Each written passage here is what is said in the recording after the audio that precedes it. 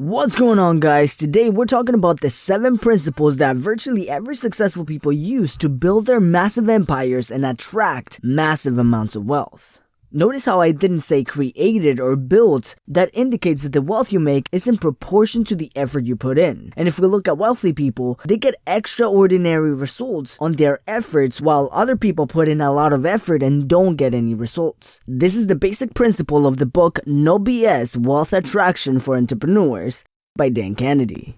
And this is not some mystical, if you want it bad enough, the universe will give it to you. These are practical strategies and mentalities that helped many successful people attract their wealth. So let's take a look at them. Number 1, building relationships. How many of you guys have gone to a good restaurant? You enjoy your meal, you pay for it, and that's it. That's the end of the transaction. You never hear from them again and you just kind of forget about them. And they just lost a very valuable customer. But what if instead, as soon as you pay, they offer you a free drink for the next time you come in, and a free meal when it's your birthday?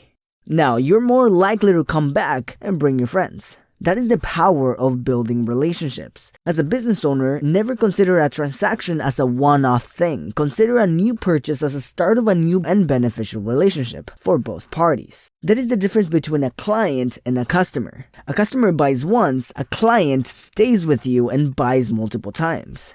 You want clients instead of customers. Number 2, integrity. Now, we can look at this in the moral side, where we should do what is right. But let's look at the practical side. The number 1 reason why people stop buying from a business is because they do not keep a promise they made. Having integrity and doing what you promised is very financially rewarding in business. If you're a pragmatic business owner, integrity is the best business strategy. Number 3. Ask. How many people you know are afraid to ask for what they want? See, most people don't get what they want because they don't ask for what they want. Don't be afraid to ask. Whether it's for a raise at your job or me asking new viewers to subscribe to the channel, asking will get you farther than doing nothing. Like right now, I ask you, if you have ambitious friends, you should show them this channel. You don't just look cool because you know all of the stuff that they don't, but you are also giving them value. See, I asked. Number 4. Passion. Have you ever heard that if you do what you're passionate about, you will never work a day in your life? There are many people giving you advice to do what you love, to make a career on the things that you are passionate about. Now, I personally believe that you should do what you like, but there's something else that we must understand. Business is market-driven, not passion-driven. You might be passionate about playing darts in your spare time, but if there's no market for it, you might not make very much money with it. The way I feel is the most effective way to find a good mix of both is to do the 2 circles exercise. In one side, write the things that you're passionate about, things that you enjoy doing, and on the other side, what industries have good demand. From there, try to figure out which of your passions has a potential market to sell to. This way, you're not just running a business without actually caring about it, but also you're not just practicing a hobby in hopes of getting paid for it. Number 5. Abundance versus scarcity. Something that holds people back from achieving their full financial potential is that they think money is on very limited supply. When they feel like every dollar they make comes from somebody else's expense, they feel guilty when they start making more money. They feel like their gain is somebody else's loss. This makes their subconscious feel a little uncomfortable, and in turn, slows down the behaviors that attract wealth.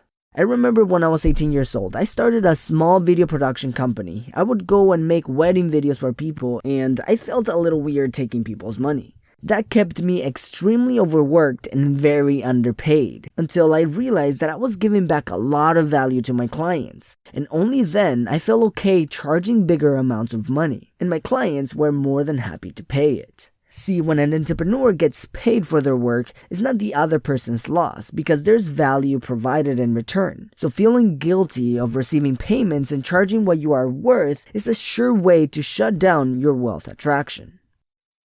Number 6. Clarity. Do you normally get on your car and start driving with no idea where you're going? Probably not.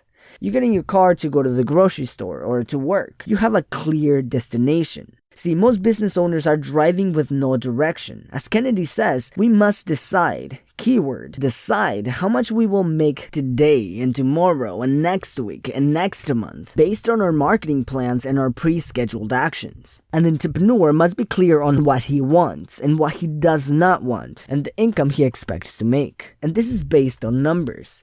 This is why it's very important to keep track of your progress. This way, you know if you're on track to reach your goals on a daily basis. If not, you can make modifications to your plan to get back on track.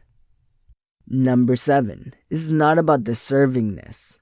Many people believe that if they become more deserving, then wealth will come. If they think more positively, then things will turn around. And don't get me wrong, being a positive person is a great thing. Being a good person is a great thing. But it does not equal wealth. There's a saying that goes, you don't get what you deserve, you get what you negotiate. You get what you purposely and intentionally attract by the way you behave and think. The power of being intentional is very powerful because reading a book on wealth attraction or listening to another audio might be motivating. Nothing will happen until you begin implementing. Taking action is everything, and with the right information, you can create some serious change. That is why we have our VIP newsletter, where the Betterment Project VIP get their daily information and motivation shots. If you want to join our VIP newsletter for daily doses of motivation and information, make sure to join in using the links in the description. Now, this is only for those who are action takers, who will take this information and use it to improve their lives. If that sounds like you, then you can join the VIP newsletter.